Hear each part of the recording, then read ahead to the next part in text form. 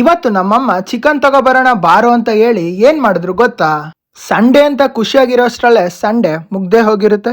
Fresh up ಆಗಿ ನಾನು ಕೆಳಗಡೆ ಬಂದು ನೋಡಿದ್ರೆ ಬಾರು ಚಿಕನ್ ತಗೋಬರೋಣ ಅಂತ ನಮ್ಮಮ್ಮನ ಕರ್ಕೊಂಡು ಹೋದೆ. ಅಲ್ಲಿ ಚಿಕನ್ ಮೊಟ್ಟೆ ತಗೊಂಡಾದ್ಮೇಲೆ ನಮ್ಮಮ್ಮ ರಿಲಯನ್ಸ್ ಮಾರ್ಟ್ ಒಳಗಡೆ ಹೋದ್ರು ಗುರು.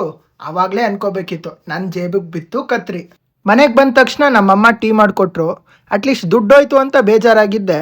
ಇಲ್ಲಿ ನೋಡಿದ್ರೆ ನಮ್ಮಮ್ಮ ಈರುಳ್ಳಿ ಎಲ್ಲ ಹೆಚ್ಚ್ತಾ ಇದ್ರು.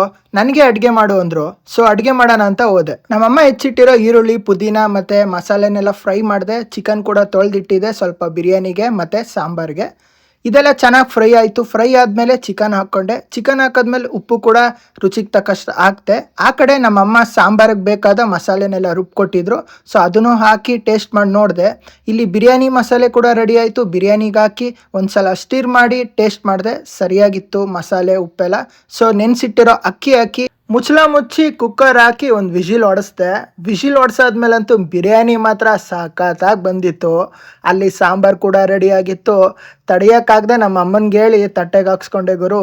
ಬಿರಿಯಾನಿ ಅಂತೂ ಸೂಪರ್ ಆಗಿತ್ತು. ನಾನಂತೂ ಮೊದಲೇ ನಾನ್ ವೆಜ್ ಪ್ರಿಯ. ಖುಷಿಯಾಗಿ ಬ್ಯಾಟಿಂಗ್ ಮಾಡಿದೆ. ಇವತ್ತಿಂದಷ್ಟೇ. ಮತ್ತೆ ಸಿಗ